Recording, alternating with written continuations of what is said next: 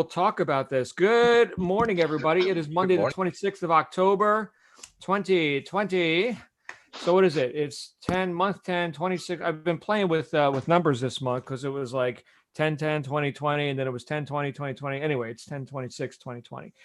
At least that's how we write it in America. I am John Lavenia, your host with the most. My goodness, we got we got an intimate group here today. Did people? Oh, I know what happened. Time change, John. UK changed their clocks. We're going to do it here in the States, everyone except Arizonans and Hawaiians. We're going to do that next week. So a week from yesterday. So for all of you who don't know, where's the meeting? Where are we? Yeah, they'll come Where am late. I? They'll come at 5 and they'll be too late. So I've just responded on Facebook that it's on now. So hopefully it's on. They'll catch it. Ivier says On. it's on. It's on. It's It's It's on. on now. So welcome everyone.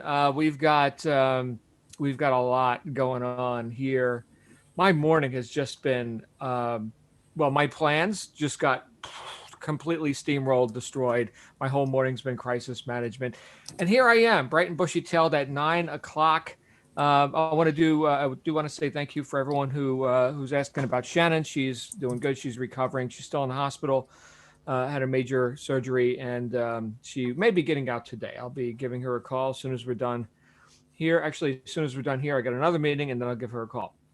But the theme for today is what an opportunity.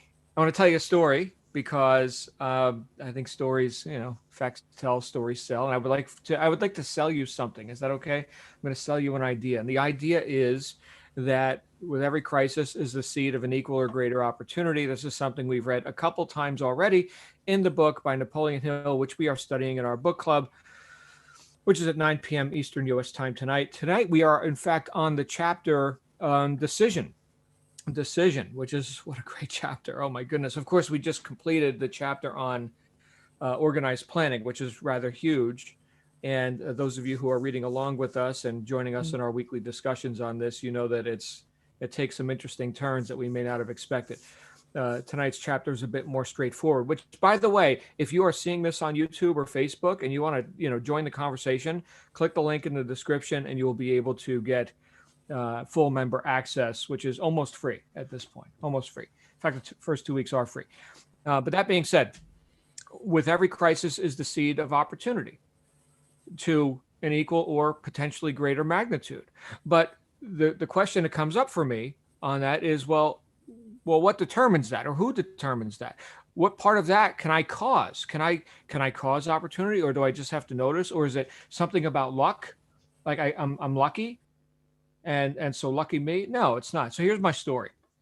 So as many people know, one of my first goals when I was becoming successful as an entrepreneur was to make at least $20,000 per month, which would do what? It would give me some options in my life. People say money won't buy happiness, but it will buy options, and I like having options. That makes me happy. Okay, so do your own equation with that. So I was working 80 hours a week at a job that I hated. It was killing me. I ended up in the hospital with a stress-induced condition, like actually killing me. And my goal was $20,000 a month. Now I was making about half of that at the job.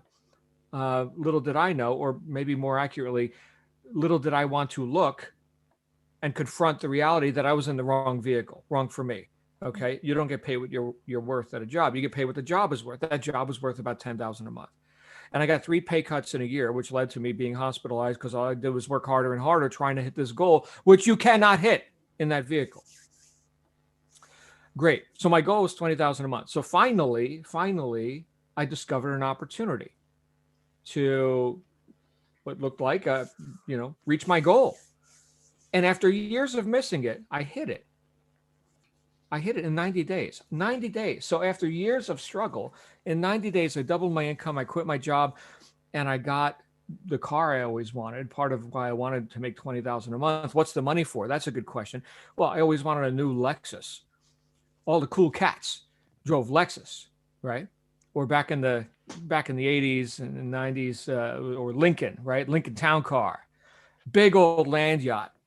big old land yacht. I mean, you take up half a city block with that car. Man, you were riding in style. And I always wanted to be a cool cat, right?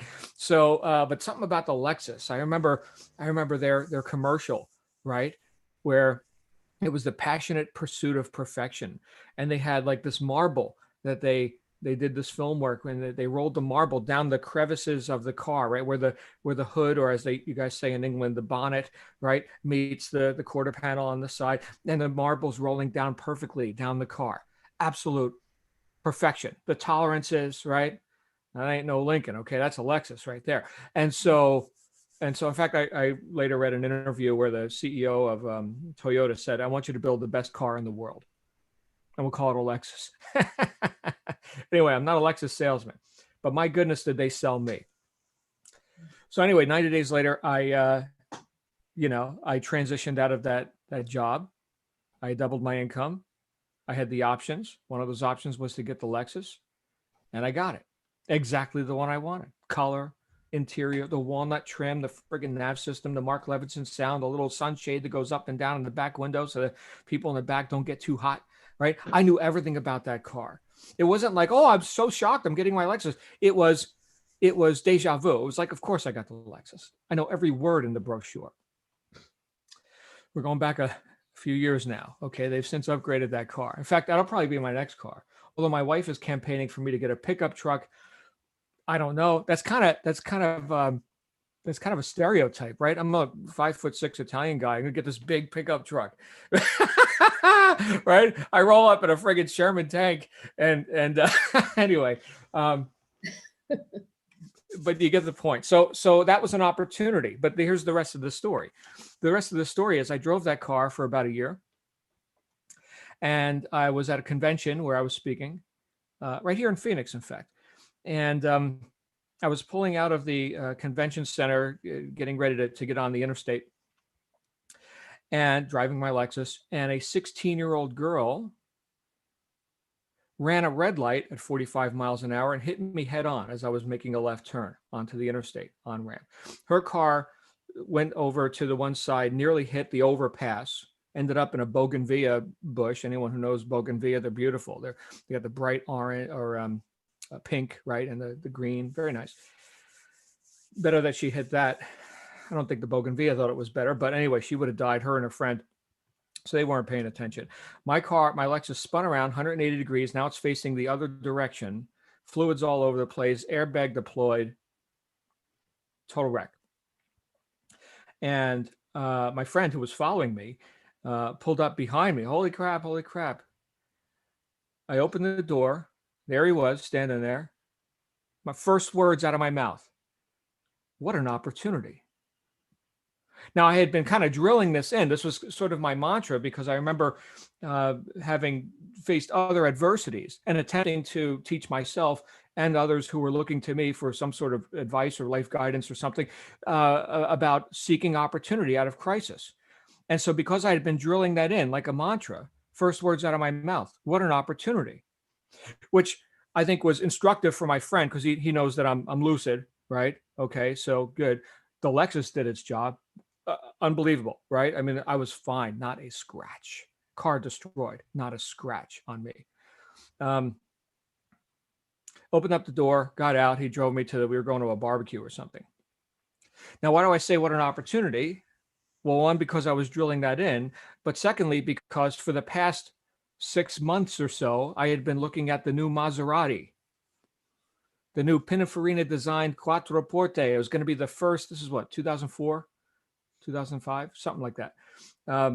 It was going to be the first Pininfarina designed Maserati in something like 10 million years because Ferrari had him locked down, and now he's going to work on the Maserati stuff too. It's the same company, it's Fiat Auto Group, but I wanted this car. I remember seeing the CEO, something about car guys, right? We get seduced by these commercials and everything, but I remember seeing at the New York Auto Show or something, I saw a video of the CEO or the head guy of the place with the Maserati thing.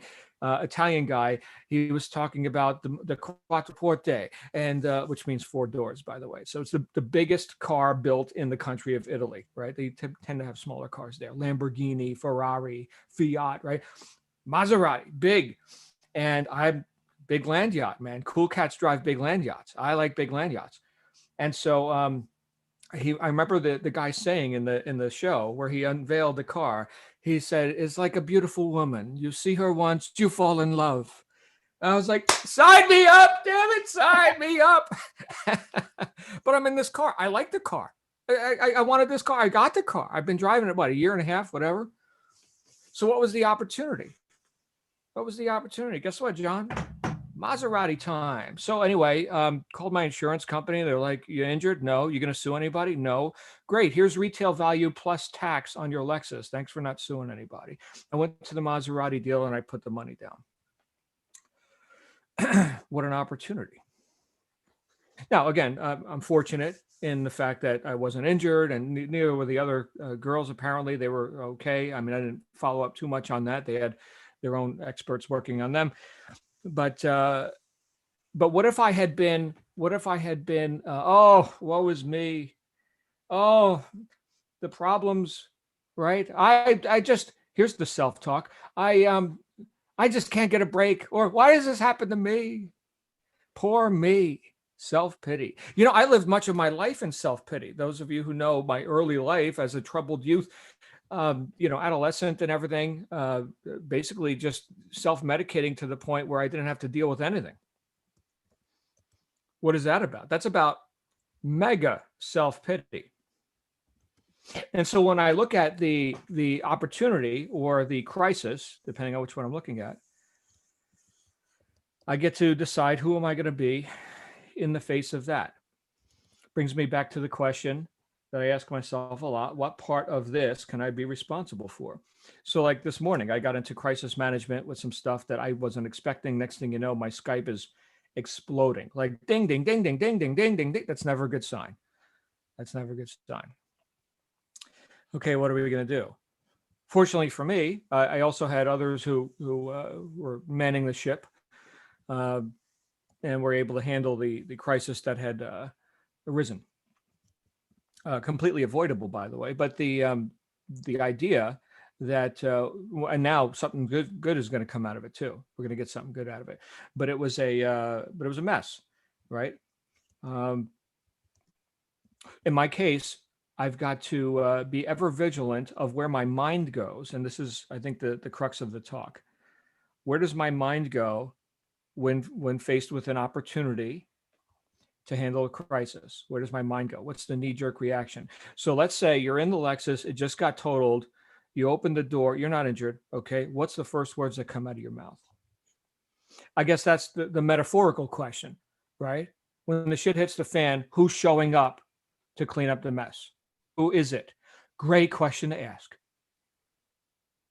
So then I got to ask myself, how do I want to show up? And it's not just part of the time. It's not just, oh, because now I'm prepared and we've done the ceremony, and now because of all the omens are aligned and the owl hooted and we burned the incense and we rubbed the crystals, now I shall show up as, you know, the great and causative and level-headed and sane person that I desire to be. No, it doesn't work like that. You don't rise to the occasion. It's a chronic state. It's how you occur most often. That's what shows up when the pressure's on. In fact, this is something I've also learned, Mark, and several others who are or have been avid shooters. You know that in range training, right, when you're shooting, you know, self-defense training, tactical training, the training is that you will not rise to the occasion in the moment of stress. Right? There's a threat. Your life is being threatened. You will not rise to the occasion. You will sink down to your lowest level of proficiency. You'll be about 50% as good as you are on the range. So train, practice, practice, practice, muscle memory, right? Don't even think. You don't even have to think at that point. You're so competent. You're unconsciously competent. That's a high standard. It's an unreasonably high standard. Yeah, I'm talking about getting unreasonable, because reason is just based on what I already know. What I already know is the fact that I just got, you know, head-on collision with the 16-year-old girl, and there's fluids all over the ground, and I got an airbag in my face, right? So that's based on reason. But if we can contemplate, as sane people do, futures, right, rather than just being stuck in the past, right, or just being so encumbered with present time considerations based on circumstances in present time, which are real. Yes, the crisis is real. COVID, right? Present time circumstances, crisis is real, but can we contemplate the future? Can we see opportunity as the person who would see opportunity, right? Others have the same choice, right? They may not know they have the choice. They may be unconsciously just thinking, I'm the effect. I'm not the cause. I'm the effect, right? Look at these circumstances. They're crappy. And this isn't like some new age thing where we're just denying crappy circumstances. Yeah, they're crappy circumstances. I get it. I get it. What are we going to do about it? How can we make lemonade? Where's the opportunity in this? You know, the first round, and what prompted this was just before we went live, I overheard a couple of people talking about Europe and potential lockdowns and all this, which is, I've got some thoughts about that. The idea of you somehow deferring your life because of arguable considerations about how to deal with something that, you know, is a viral thing. I would argue here's if you want, here's what I'm doing about it. Here in terms of physicality, right? Exercise, eat properly, get your body in good shape, right? And build that immune system. Take good vitamins, right? Eat you know, vegetables and drink juice and everything. Exercise, right? Use the body. So that's what I think about it. I'm not the doctor guy. I'm not giving you medical advice. That's what I think about it. So can I do that? Sure. Is that something I'm cause over? Yes, I'm cause over that. So in that way, I am cause rather than effect in the face of those, yes, uncongenial circumstances in present time. But I'm contemplating the future, right? I'm thinking, where can I go with this? How can I make lemonade? You know, one of my businesses, we run an e-commerce shopping club. And when this whole COVID thing hit, our stats went through the roof.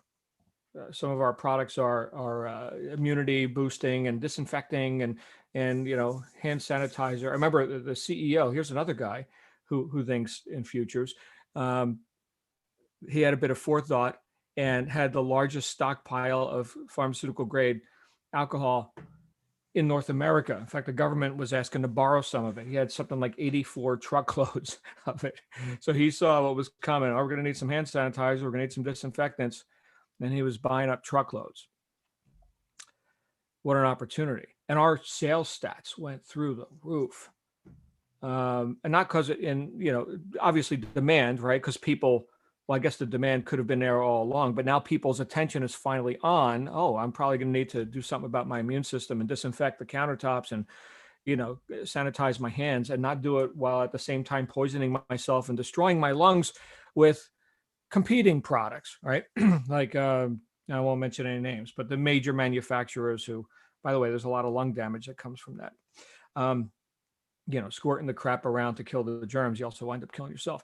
But the idea was that we had an opportunity, and on the other side of the coin, because I know we've got a lot of people here, virtually, I think everyone in this room right now is engaged in some form of e-commerce. What does that mean for the person who can't even show up at the office, even if they wanted to right now? Right? Let's say that you're unlike me. When I was working a job, you love your job. You just can't wait to show up and, you know, talk to Bob at the water cooler and hang out with the friends in the, you know, in the cubicle. Well, let's say that that's you and you love that stuff, but you can't do it even if you wanted to. You know, my daughter right now is in her virtual school class, right? And there's some kids that are also back in school physically, and you know, different states and different schools are doing different protocols. But she's on Zoom right now, doing school virtually. My daughter can operate her computer and Zoom better than her teachers. Sometimes she has to tutor them. Here's the button that you click. What an opportunity, right? Is that, by the way, is that a marketable skill? Think about this. So we could show up at the job. Right now you can't, okay, but you could show up at the job and you could repeat 2019. You could do the same thing you did last year and the year before that and the year before that. Right. I work with some people in my consulting business. They're looking at creating, you know, financial independence and, you know, capital gains and getting into different financial strategies. And I sometimes ask them, in fact, I always ask them, you know, so what are you doing now? right? Oh, I'm a nurse, I'm a plumber, I'm a, whatever. And how long you been doing that? Oh, 20 years. And I say, so is it 20 years experience or is it more like 1 year repeated 20 times? And I usually get a laugh. Yeah, that's kind of like what it is, right? Where's the evolution in that? And some people, of course, right? The researchers, no, it's different every day is a new adventure. Okay, well, that's fine too. But to introspect and to actually look and think, well, I could be doing the same thing and not evolving, or I've got this opportunity right now, right, to branch out into a more self-reliant approach, one that's independent of the storefront or the office or the cubicle. It's called the internet, and it's pretty much everywhere. And it has democratized your ability to impinge on the marketplace and cause something to happen, like perhaps a transaction, right? Have you embraced? Will you engage? I think for most people here, the answer is clearly yes, we're doing that. Now, there's different ways to do that, right? There's as many paths as there are people to take them. But the point is that you're engaging. Thank you, right? Because I don't think we need any more victims in the world. I think we got plenty of those. I think we need some leaders. And who's that? Well, welcome. Glad you're here, right? So those are the thoughts that are coming up for me today. I'm grateful that my daughter gets to learn how to do internet stuff, which didn't even exist when I was her age. And these are actual marketable skills, things that we can use in the marketplace. Now she's starting a YouTube channel, so we'll see where that goes. But my idea for you today is what an opportunity, if that's what we decide it is. And I'd love to hear your thoughts on this. We're already, 21 minutes in. Where did that topic come from? Man, welcome to everyone who's just tuning in. Let's get some hands up here. Yes, the UK has changed their time zones. We are changing ours next week. Who would like to speak on this? Is the hand raising thing working? I'm not seeing any hands. What is happening here? Here comes the mighty Glenn Henderson. Hi, Glenn. And believe it or not, he's finally back. Can you see? Yay. Our newly minted author, soon to be published author, Glenn Henderson, ladies and gentlemen. Yes, as a matter of fact, the manuscript is done, and into the next stages, we should be publishing within the next few weeks, and we will put the word out. Actually, John, it's interesting. I heard a bell ringing in my head just now when you were talking about what an opportunity, because I spent, as you know, I've spent a lot of my working and business life lamenting my bad luck or beating myself up for my bad choices and that sort of thing until I figured out exactly what you're talking about. That it's the old silly old saying, right? Behind every cloud is a silver lining, right? It's true. It's true. And in my particular case, most applicable in terms of home business, as you've been talking about, and e-commerce. I realize that I've been round and round and round with a number of these different attempts at different types of businesses, and with varying degrees of success. The lack of which I've always used to beat myself up about, oh, what did I do wrong, or what's wrong with me, or why can't I figure this out? And then finally realizing that every last one of those steps and starts and stops and stumbles and winds along the road have led me to exactly where I am right now. And the wonderful realization that I've had is that all of those different opportunities were not just leading me to where I am now, but preparing me to be where I am now and to take greatest advantage of the opportunity. So I'll tell you, I saying to somebody in the chat just a minute ago, we come back from this trip and I come back with my quote, hair, unquote, on fire, ready to roll and jump back into it. Boy, it was exciting to really get that book. Your perfect word, John, your favorite word. I now know how to spell perfect. N-E, the book is done. Back to you, John. Wow, I can't wait to read this manuscript. And as a lot of people, right? In fact, we just had another published author right here in our midst, right? Ego Obi.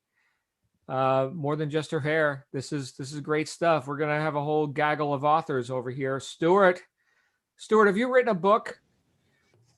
I'm working on a few, that's for sure. Okay. Oh my God, every time I talk to Adrian, he's like, oh my God, you should write a book on that. So Yeah. yeah, I got a few in the works, and I'm grateful to you, John, for the opportunity to flesh out some ideas and share things with the mastermind here. So thanks for that.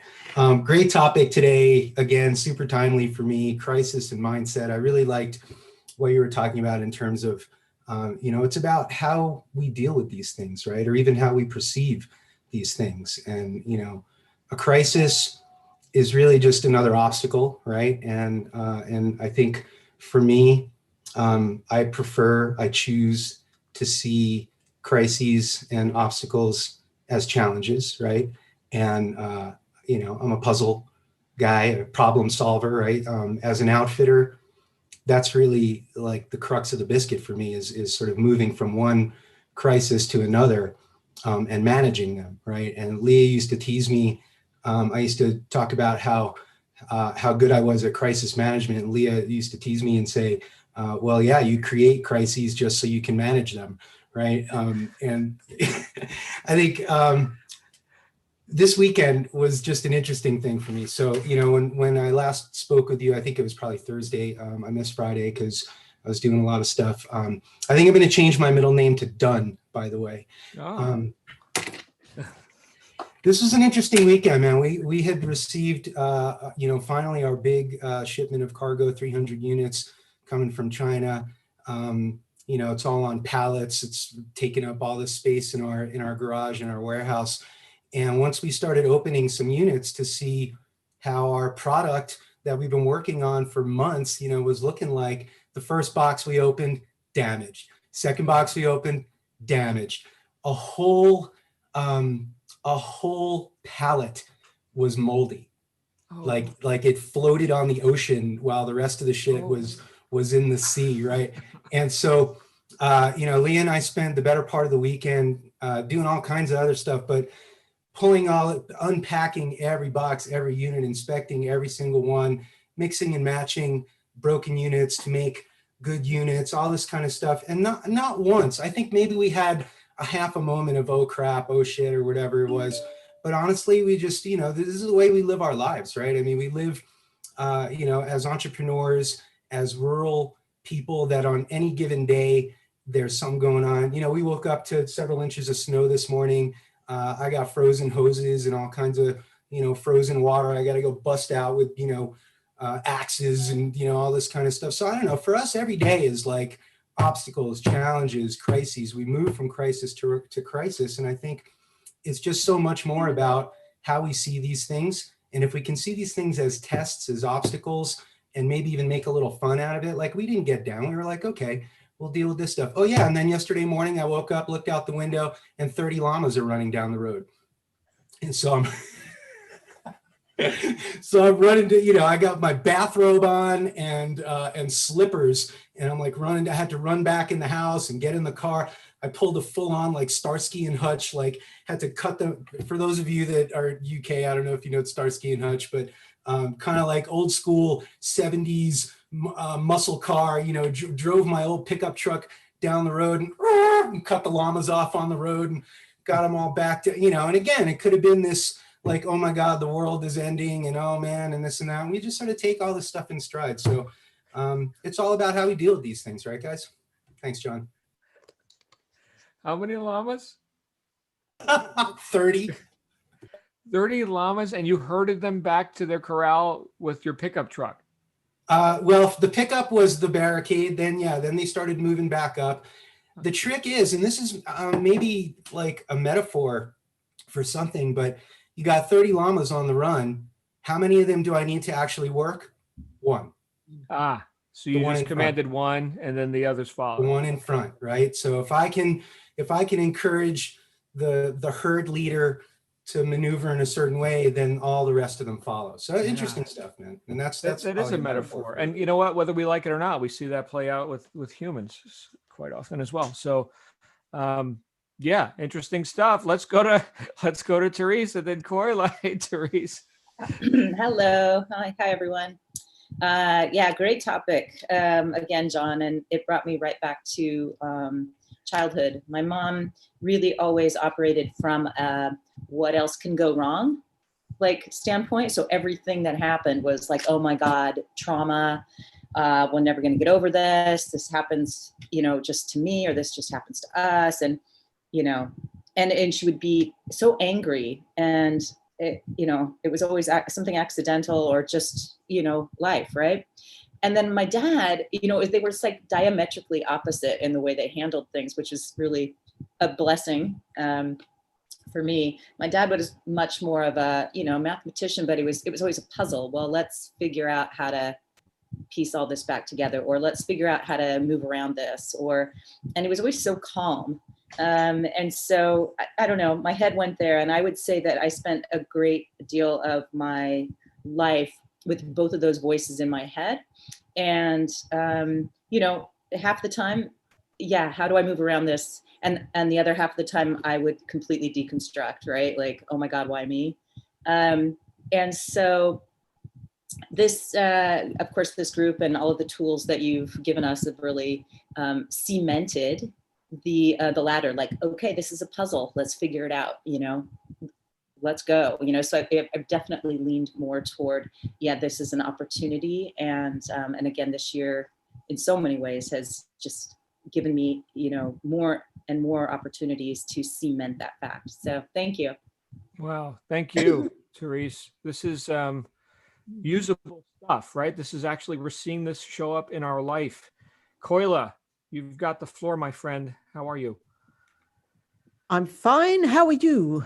Oh man, I am so good. Now that you're here, I just wanted to make sure that some of our British friends knew what time it was.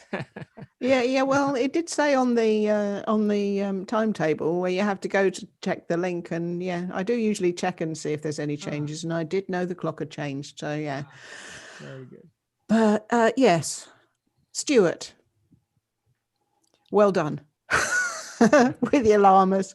And yeah, that's just like sheep too. And herding animals, it's such an art that so many people make such a mess of. And I've seen lots of examples of messes that people can make, but it is an art, and it's fun too. And it's a challenge, as you say. It's, it's what they do, isn't it? Yeah. It's what sheep do too, regularly. But yeah, that's good. And crises. You were talking about crises and you never rise to a crisis. Well, I don't know that I agree with that. I think that might be true with something that involves a gun and threats to life and all that kind of thing. But I think if you're used to dealing with crises, especially if you're used to dealing with crises of a particular type, then you get calm, when you have to deal with something. And I think Neil will know what I'm talking about. When you have to deal with something that's really urgent and it's to do with somebody's life or, something's life, then there's no point in getting flappy. It doesn't help. I just get very, very calm. And say I've had to deal with fires and all sorts of things. And yeah, calmness is what does it. And I've never held a gun. Well, that's not true. I have held a shotgun, but I don't really want to learn how to hold a gun, to be honest. And yeah, it's not quite the same on Westry as it is in Phoenix. Yeah. And yes, my doors are never locked, and I don't worry about being attacked by anyone. So yeah, it's an entirely different world, I think you could say. Well, Koila, you bring up a great point, and that is rising to the occasion or rising to the challenge. Certainly when the necessity level is high, we can do feats of superhuman strength and all that. So that's not to invalidate that. I think that the point which you then just confirmed was that because you are habitually or chronically, thinking rationally, calm, right? Because you're a sane person and you handle stuff, right? just like with Stuart, with the llamas, right? So he rose to the occasion, but at the same time, it was the same competent guy who knew what to do, right? So even in the distraction or the stress of the moment, it was the calm, collected, calculated Stuart who led the llama, and then the other. I'll tell you, I wouldn't have known what to do, right? So even if it was me in the bathrobe and the slippers and the truck, right, I wouldn't have known what to do when I got there. Right. So that's not something you could fake. It's not like I'm going to rise to the occasion. Suddenly I'm going to be the llama master. No, you're not. You need to be the llama master already. So, all right. Thank you, Corley. You're awesome. Speaking of shotguns, I would love to go do like a trap shoot with everyone. I don't know if you guys know what that is, but man, that would be a blast. Yeah. Even Corley could participate in that. It'd be fun. I've actually done that. That's what you said. I was lying. Yeah. Well, no, you said you held the shotgun. I'm thinking, what are you shooting? You're probably shooting, clay pigeons. Wouldn't be shooting. There you go. Fun stuff. All right. Nikki's got the floor. Then Jamie. Nikki, who was unmuted the whole time, and now her hand is up and she's muted. Nikki has the floor. Here she comes. I'm so sorry. I love this one. Thank you so much. It's amazing what comes up at the last minute. So I've called it Opportunity Knocks on my piece of paper, which is probably some of the Brits who was my age might remember. But I just love this fact, especially at crisis. But and you brought it out with Stuart, you have to be prepared to some degree in order to be able to cope with the crisis. And you couldn't just walk into something. I couldn't walk into an operating theatre and stem a flow of blood.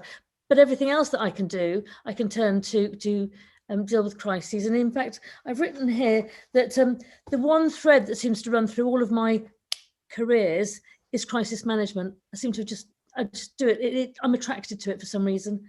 And I've had a couple of fun opportunities there. I mean, a couple of road accidents, etc. And it's really scary taking charge. But and I told you the other day about my little hotel ceiling crisis that I had to drill the holes in. Well, here's another one. So in my first career, which I think I've admitted to being in the army, I used to take I was in training young male soldiers, and I used to take them adventure training every 5 weeks. And we were doing an abseil of, must have been about a sort of 60 or 70 foot aqueduct from the top. And it's a little Johnny soldier, they're all going down. None of them like it, but I talk them into it, they do it. And so you're getting halfway down and he's going, ma'am, doodah, he's stuck halfway up. He can't go up and go, he's basically frozen. He couldn't move anything. So I then have to remember a skill I'd learned off somebody years before to raise him back up. You can't pull him back up because it's too much dead weight hanging off. Meanwhile, apparently my brigadier had turned up and was standing going, oh, very good. Yeah. So crisis, anybody can cope in a crisis, but you just have to stand back from it sometimes and think. Well, my daughter says I nearly killed her last year. I took her and her friends to Italy and we went a bit off track. I was co-driving, I have to say. And we ended up on a track where the track had run out and there was just a ravine basically and nowhere to turn, nowhere to go forward. And there was this great big thing to get up before we could see if we could go forward. So basically I just talked my friend through how to drive this car to get it up the slope and back again. And I was bricking it the whole time, but my voice was so steady, so calm. That's it, a few of my crises. Wow. Well, thank you for sharing and relaying that experience. We can picture that, and we're glad you came through and your family as well. I think we have Jamie, and I don't see any other hands. Jamie Young is here with us, though. Jamie. Hello, all. How are you? Hope everybody's well on this Monday. This topic kind of referred me to, and I had to look it up, was Rudyard Kipling, his first two lines in his, I think it was a note to, it was, I think it was a father's advice to his son, maybe. If you can keep your head when all about you are losing theirs and blaming it on you, kind of a chaotic chaos going on around you. And we're talking about adversity and crisis. Some people call that bad luck. I think it's all about having a plan, If you lose it and you panic, it seems to just get worse, exacerbates itself. And then I think Stuart's example is, I just got kicked at that picture out of my mind with slippers and a robe and that hat of yours and the ponytail in the wind and running after some llamas, and it just made me laugh. But you had a plan, right? You could stand there with your hands on your hips and go, well, I guess I got to buy 30 new llamas, you know, or you call a llama corraller professional, or you go do it yourself, right? You figure it out. You have a plan, you implement it. And will it be 100% successful? Likely not. But will it be successful? To the extent that you need it to be, right? And so I always felt that if you had to deal with crisis and adversity, the first thing you had to have was a plan. It didn't have to be right. Didn't have to be 100%, you know, fulfilling or correct, but you had a plan, and that was going to get you to where you needed to go, at least to get down that path. So those are my thoughts. Thank you, Jamie.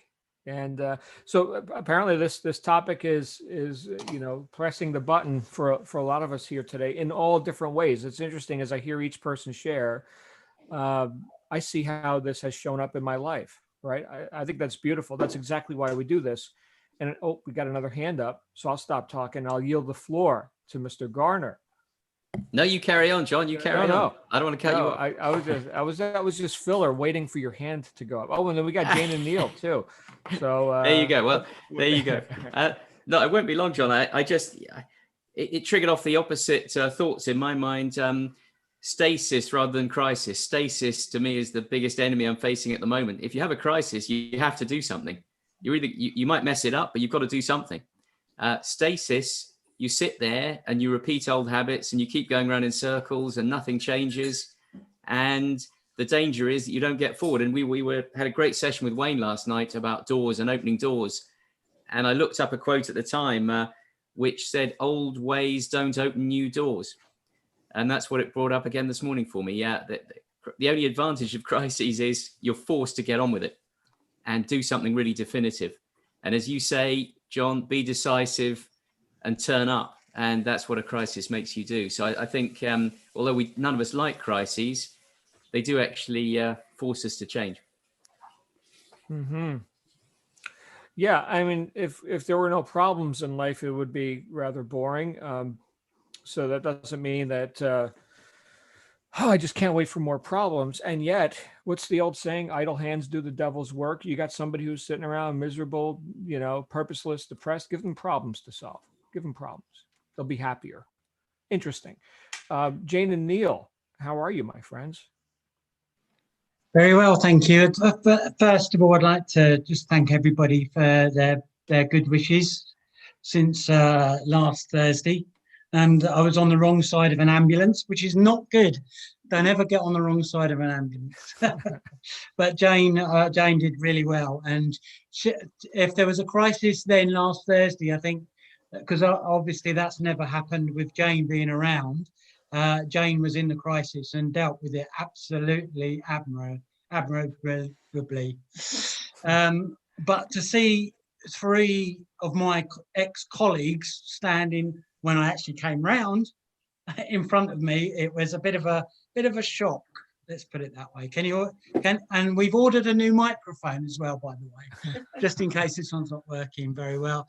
But the thing I would say about working obviously on an ambulance and doing what I needed to do when I needed to do it is that it's the level of knowledge that you've got that goes with it. And whatever you do, and it's the same with Stuart with his llamas, if you haven't got the level of knowledge that goes with that, you can't corral a whole load of llamas back. You can't do cardiac arrest on somebody. You can't give drugs to anybody. You can't rescue, go in and with a fireman who's in a fire or whatever.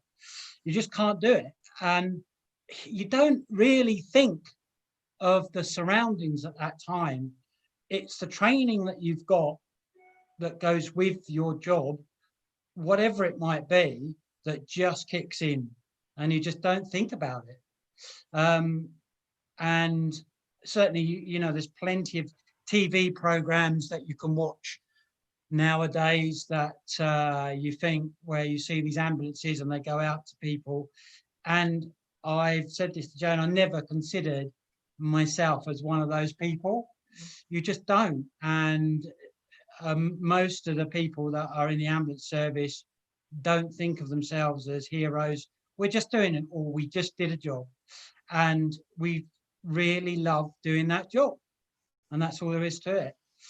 But the level of training that we had was exceptional, and that's why we did it well, especially in England. The paramedic training that we get. I mean, I went to St George's Hospital to do my degree, which is one of the best hospitals that you can go to.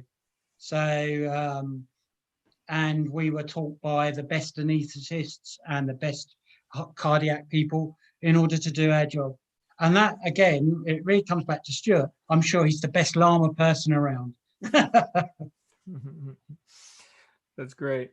Neil, did you ever see a movie called Playing with Fire?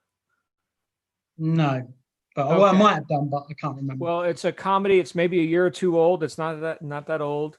It's a comedy about these guys that they jump out of helicopters into burning buildings to save people, and called smoke jumpers. I don't know if that's an actual profession, but hilarious movie. I've watched it with my daughter probably 4 times already. Playing with Fire. I can't name the actors, but I think it's available on iTunes or whatever. But you just one of the scenes, the opening scenes is the guy, the main fire chief guy. He's being thanked. Oh, you're right, my hero, and everything. All a day's work, ma'am. This is just standard. We don't think anything of it, right? Yeah. But of course, they're all very. You'll see, a hilarious movie. If you guys want to, if you got an hour to kill, watch Playing with Fire. All right. I think my just to finish off on that, my daughter was saying about that she wants to go on helicopters. My view about going in a helicopter, if we were meant to go in a helicopter, God would have given us wings. Okay. Good times.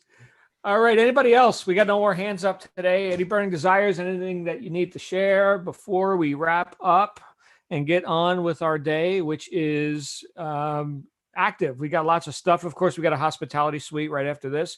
If you want to come hang out with the crew, we got at 7:30 p.m. Eastern U.S. time. We have e-commerce work group with Stuart Wilde, the Llama King himself. And then, of course, at 9 p.m. Eastern, we wrap up with our book study, the chapter on decision out of Think and Grow Rich, Napoleon Hill original text. Glenn, you had a thought? Actually, is it all right, John? Just very, very quickly, I'd like to share a win Please. With everybody. Some of you know that I'm involved with a global professional networking organization called BNI, Business Networking International. It's one of the things I do. And they've got this thing. I got an email. They're running this thing for their virtual convention this year called BNI's Got Talent. Yep. And so I threw in an audition tape and got the notification that I have been named as a winner in the performers category for BNI International. Will be featured in their on their global convention between November 11th and 14th. If you're interested in jumping on and seeing, find out what that's all about, I'm happy to send you the link and you can see me sing or something. Is this on Zoom? It will be on Zoom, yes. Okay. Because I was thinking that's short notice. And where is it? So it's on the internet. Great. I'm in. Sign me up. I want to hear you sing. All righty, then. I'll get the word out. Thanks, Glenn. Thank you, everyone. I will see you this evening for more thrills and excitement. In the meantime, make it a great day. You absolutely deserve it.